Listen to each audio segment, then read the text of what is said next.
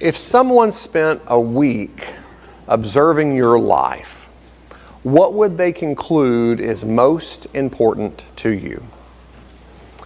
If someone spent, just a fly on the wall, 1 week observing your life, what would they conclude is most important to you? For some, that question is going to be family. I'll admit family is probably one of the most important things to me. If you want to look at my life and you want to look at my schedule and the things that prioritize, that are going to get the priority, it's going to be a family focus for me. For some, this question is going to be their career. It is about creating this ladder of success and finding a way to the top and working very difficult, very hard, very intentional for some form of growth in their career. For some, it's going to be comfort. It's going to be, I want to feel that life is easy and I want to enjoy all that is peaceful and calm. Maybe there's a good hobby that you enjoy. Maybe for some, it's politics. You want to find your MSNBC, Fox News, whichever channel you watch, and eat it up. For some, the question might be your reputation. How do other people see me? And that is important because I'm going to make life choices based upon the way people see me. We're starting in Colossians chapter 1 today. We're shifting from the Gospel of John and we're moving to Colossians. And this question that I'm asking you right now is the question that permeates through Colossians. Or at least in our beginning section, it does. Because Colossians is a book written entirely about how glorious and wonderful Jesus Christ is. And so when we come to the question of what someone observing your life would see is as important and as valuable to you, Paul is answering that question in chapter 1. But he's answering it in such a way that tells you the answer. Like he says, there are a lot of things that are competing in life for your attention. He's telling the church in Colossae that. He said, there's a lot of things that are competing. In Colossae there were idol gods. There were other things that were good things even. Rotary clubs. There were things like that were all good and beneficial to society. But what Paul's point is he says, Jesus Christ cannot be one important thing among many important things. Jesus Christ has to be the important thing. Period. And so that's the point that Paul is going to make to us today. That's the intention that I want us to walk away with. So we're going to start in Colossians chapter 1, but we're going to begin in verse 15. We're going to read 15 through 20, and we're going to let the text, we're going to spend time with just these 5 verses. Colossians chapter 1, verse 15. The Son is the image of the invisible God, the firstborn over all creation. For in Him all things were created, things in heaven and on earth, visible and invisible, whether thrones or powers or rulers or authorities, all things have been created through Him and for Him. He is before all things, and in Him all things hold together. And He is the head of the body, the church. He is the beginning and the firstborn from among the dead, so that in everything He might have the supremacy. For God was pleased to have all His fullness dwell in Him, and through Him to reconcile to Himself all things, whether things on earth or things in heaven, by making peace through His blood shed on the cross. Let's jump back now to verse 15 for a moment. And if you're looking at verse 15, there's this phrase, the image of the invisible God. And so when we first come across this word image, it can be very easy for us to say that image means just like a mirror image, another picture of. The words that Paul is using here is very similar. When you go to, let's say, Orthodox, Catholic, when you go to some of those churches, you have these things called icons. They're the little statues that we look at and we say, well, they're praying to them. From their perspective, an icon is an image of a reminder. It's a small figurine or something to place as this idea of what the image is, so that if I can put the mental image in my head, then my mind can be in the right place. The word here that Paul is using for the image is like icon. Except what Paul actually goes for is he says this is a physical representation of God. Jesus is what he's saying. Jesus is a physical representation of God. And we know that God is a being that's not able to be seen with the human eye. Like, we can't look to God and we can't see Him with these eyes. Someday we will have eyes that can see Him, right? But my eyes, as they currently are, don't have that ability yet. Maybe it's a physical ability, or maybe there's a lens that God will remove whenever we are in the new heavens and the new earth. But right now, we can't see. And so Jesus comes as a physical representation of God. And so Jesus says, if you want to know what God looks like, look to me. Jesus says that to the disciples, John 14, verses 8 and 9. This was Philip says, Lord, show us the Father. That'll be enough for us. That's a fair question, is it not? You know, you got the 12 guys following Jesus, the best friends. And they're like, look, Jesus, all we want to do is see God. If you'll show us God, everything else is going to be okay. And I love Jesus' reply, because it's honest, it's hard. It's not the reply I would want Jesus to give me if I were asking the question. But Jesus says, don't you know me, Philip? Like, I can almost feel a sense of sarcasm, maybe the right phrase, but I can almost feel this disappointment in Jesus. Don't you know me, Philip? That's his phrase. Don't you know me? Even after I've been among you for so long, anyone who's seen me has seen the Father. And then this phrase I always hear kind of, maybe it's scoffing. This is the Josh Watkins read of it, but how can you say, show us the Father? Like, how can you say that? I'm standing right in front of you. So when Paul is writing to the church in Colossae, he tells them very, very first off here that the visible expression of an invisible God is Jesus. If you want to know what God looks like, look to that man. And so we're moving now into verses we're going to finish out 15 through 17, and we're going to see very quickly that the focus shifts from Christ revealing who God is to Christ is revealing an authority over creation. Notice verse 15 through 17. This is the end of verse 17. He uses this phrase that all things in Him hold together. Actually, I should have read that. Let me read that real quick. This is the end of verse 15. The firstborn over all creation. For in Him all things were created, things in heaven and on earth, visible and invisible, whether thrones, power, ruler, authority, all things were created through Him and for Him. He is before all things, and in Him all things hold together. I noticed that phrase, all things hold together, at the very end of verse 17. Because what I want you to focus on here is life would fall apart if it was not held in the hand of God.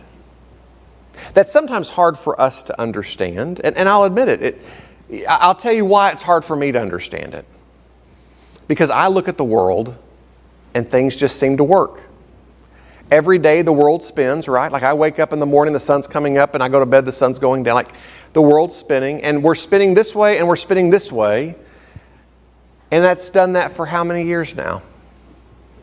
I have good faith that it's going to do it again tomorrow. I have good faith that everything's going to continue on just as it is. So it becomes very easy for me to say, well, life just moves on. And by the way, for those of you who know the evolutionary cycle that's taught in schools, which I was taught in school as well, if it's millions and billions of years old, then things have just moved along for millions and billions of years. But what Paul is saying, and Paul's not really talking about evolution, but what Paul's saying here is he uses these phrases. He says, all things were created by Him, all things were created through Him, and all things were created for Him. Now, if I say that creation, this third rock from the sun that we stand on, that's an old TV show too, by the way. You know, if I say that it was created by Jesus, it was created through Jesus, and it was created for Jesus, what does that tell you about it? Someone sound off. What does that tell you about it? It's important. What else? Huh? It belongs to Him. Yes, I heard another voice. It gives us a purpose. It speaks to what our intention is. You know, as much as I want to think that life revolves around me, it doesn't. It revolves around Jesus. And that everything on this little rock that we live on, and by the way, this little rock's part of other big rocks, right? Everything revolves around Jesus. You ever think that if He chose right now to stop your ability to breathe, if God at this moment sucked all the oxygen out of the air, but that you and I survive because of His grace to do so, like His grace to allow that. That His power and control and dominion over every little part of this world keeps us moving. The sunshine that greeted me this morning through the windows. If He chose to no longer allow the sun to shine, how long would life survive? We move forward in our text to verse 18 now. And as we come to 18, and He is the head of the body, the church. He is the beginning, the firstborn among the dead, so that in everything He might have the supremacy. You see, Christ leads the church. The one who controls the world, the one who is causing all this stuff to happen, the one who by all these things was created, ultimately on this little place of earth, He created a community of people who would love Him and would care for one another. And so we're told that the one who created this universe also created a church. That Jesus died to create this church in His image. You know, this reminds me that it's not Josh's church. This isn't the church that Josh started. This also isn't your church. As much as people are going to ask and they're going to say, you know, what church do you go to? Where's your church at? Like, we use that vernacular. But in all honesty, we have to acknowledge, at least inside, that as much as we want to think that, this isn't our church. This is the Lord's church. We profess that even with the sign that we put out front, don't we? It's like the profession is that this is Christ's church. This is who owns it, who possesses it, who it belongs to, who paid for it. And then this word here, it's a tricky word. It's called firstborn. I have a firstborn son, Elliot. I think you know him. He's the social butterfly of my two boys. But when I read the word firstborn, the thing comes to my mind is firstborn son. And I can tell you the joy and the blessing in that. I tell him often, I say, look, you're the one that made me a daddy. If you never came along, I'd eventually become a daddy, but you're the one that made me that.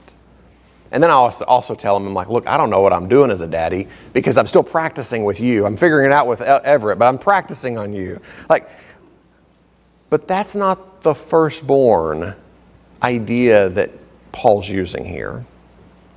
I think of firstborn and I think of all those joys and all those feelings and emotions of having a firstborn child and kind of like Russell was talking about those first steps, like we think about those things.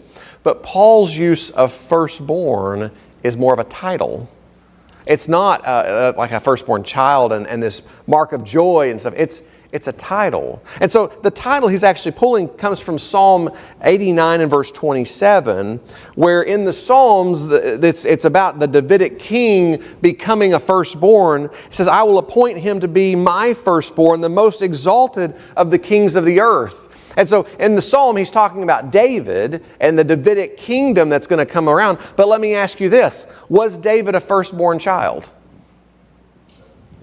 He was seventh. Jacob and Esau. Y'all know those two guys or know the names? Yeah? Okay. Jacob was the one who became the child of promise. But who was the firstborn? Esau was. All of this is pointing to the fact that the firstborn is not genetic, like who came together first and who was birthed first. Firstborn is the title bestowed by God upon it's a blessing. And so when we look at, say, what Paul is saying here, and he says this, that Jesus is the firstborn, there's a blessing that is given to Jesus. Moving now into verses 19 and 20, we see that Christ reconciles sinners. This is verses 19 and 20. For God was pleased to have all His fullness dwell in Him, and through Him to reconcile to Himself all things, whether things on earth or things in heaven, by making peace through His blood shed on the cross. Ephesians chapter 2 really gives a better in-depth explanation of what Paul says here. So if you want to go and read Ephesians 2, I would encourage you to. But let me give you the breakdown on what Paul says here. Very simply.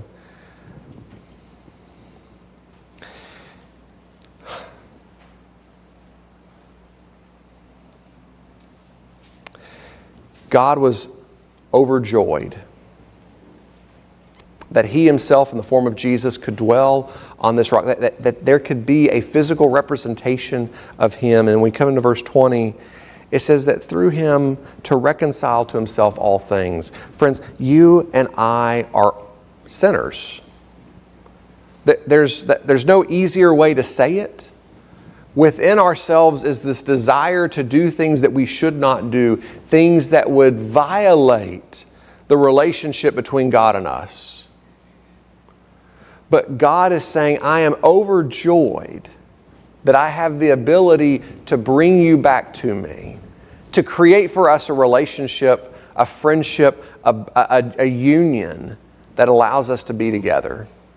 I'm so happy that could happen. And so when he says this in verse 20, to reconcile to Himself all things, whether things are on earth, things are in heaven, by making peace. There was hostility between us and God because of the effects of our sin. But because of the bloodshed on the cross of Jesus as a propitiation, as a forgiveness of our sins, we dwell in a peaceful relationship with an all-powerful God. There's nothing within us that has the ability to walk to God and to say, God, listen up. But by the blood of Jesus, we can. So what does all this mean for us? We kind of walk through the text now. The thing I want to go to is I want us to step back to verse 18. And I want us to read the ending of verse 18 for just a quick moment, because that's what I think the real power is. The end of verse 18 says this, so that in everything He might have supremacy. The question is not, is Jesus important? If I ask that question to you, what's the answer? Thank you, Bobby. You're the first person, I think only person I heard say that. If I ask the question, is Jesus important? What's the answer? I would hope we'd have more energy than that. I know that I put people to sleep. And I know that my conversation today has been softer and not overly animated. But let me ask this again. Is Jesus important? Yes. There we go. Okay. And I believe that if we walked door to door, if we walked down the streets, if I held up a big sign down here at Old Shep and Outer Loop, and I said, is Jesus important? Honk your horn. How many people would honk their horn? Oh, I think a lot of people would. I think most people driving past would say, honk, honk. I think that would happen. But does Jesus have first place is the question. All of this that Paul has built out in verses 15 through 20 is asking, is Jesus your number one? Is He the most important? Because most everyone is going to say, honk, honk, yep, Jesus is important. But would they say He's the most important?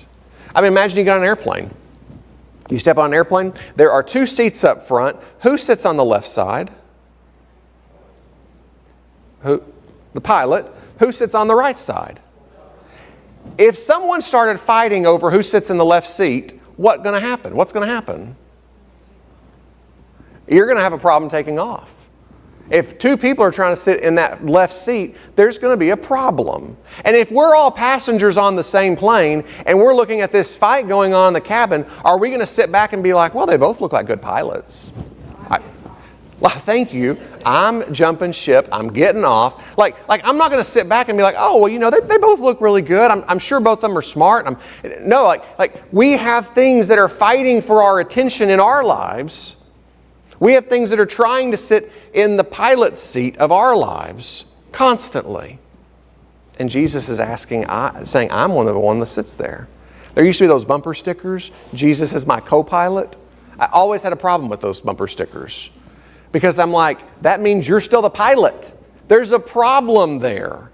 If Jesus is the co-pilot, you need to get out of the pilot's seat and you need to swap over. Last week I used the picture frame with our children as an illustration. And I got to thinking about that again too, is most of us have these moments in our life where we would have things framed. I had this thing, I forget exactly what it was. It was from high school. And I remember it was so important at the time. Oh, it was so important. I took these items together and I went to Hobby Lobby and I said, I need y'all to frame these. It was too expensive. But you go to a place like that and they tell you what frame you can choose, and I framed all this stuff. You know how the reason I thought of it is, do you know where that frame's at today? I don't know either. It's somewhere. It might be in the trash. It might be in the ground. I don't even know. But I get to thinking about that and realizing I spent so much time and energy selecting this frame and having this stuff that was so important to me. But the real thing of value was the memory, or what had occurred inside that frame. It wasn't the framing itself. Last week when I held up the frame itself was cheap. There was nothing in it, but that particular frame was a frame, the items inside it my father had given me, and the items inside were the important pieces. The frame itself was nothing. You see, our lives are framed by stuff. Work, careers, all these events, these things that put the box around our life that really isn't important. What is important is Jesus. And so as Paul is telling us here, there are so many good things in your life. There are so many great things in your life. And man, you should enjoy and be blessed by all that is good and great. But Jesus has to be number one. No question. And if anything comes close to dethroning Jesus from number one, you've got to get rid of it. Nothing else can come close to that seat in your life. So I have 3 questions for you to ask. This is your homework. Okay, this is part of your homework. This is homework part A. Okay.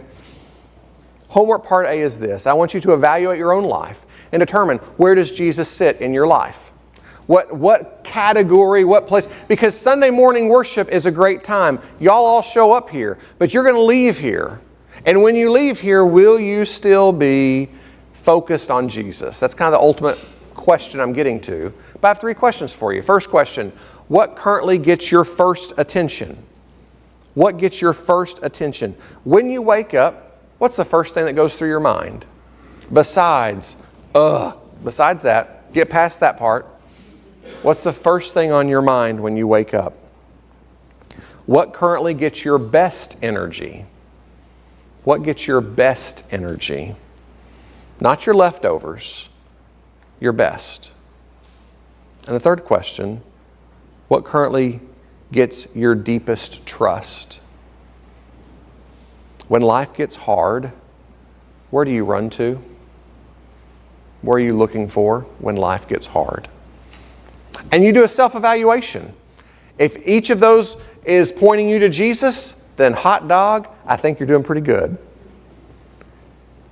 If you're like me and some of those questions don't answer Jesus, then here's what you do. This is homework part B. You ready? Part B. Homework part B. This is your prayer. Jesus, I want you to pray this. Jesus, what in my life is competing with you for first place? That's your prayer. And I'm not looking for an immediate answer. You pray that every night. If your answer was not Jesus on those 3 questions a moment ago, this is your homework. Every night this week, I want you to lay down in your bed, or if you kneel by your bed or whatever you do, I want you to pray, Jesus, what in my life is competing with you for first place? And when Jesus reveals what is competing to you, I don't want you to argue about it. I don't want you to try to build excuses. I don't want you to do any of those things. I want you to surrender it. I want you to say, okay, Jesus, you have now shown me what needs to be surrendered. Let me surrender it. The one who created all things, who sustains all things, who is leading His church to success, who has shed His own blood for every sinner here, deserves the first and best place in your life. And if you're not willing to give that to Him, then are you really a Christian? We have a prayer this morning. I think Luke is leading us in this prayer. As he comes to pray for us, he's going to pray for all of us. But I also know that some of you may need special prayer. You may need more time in prayer, more thought. If there's a way that we can journey with you in this time, we'd love the opportunity to do so. After Luke's prayer, I'll be right over here. Come and find me. We'll have a time of prayer just for you and me.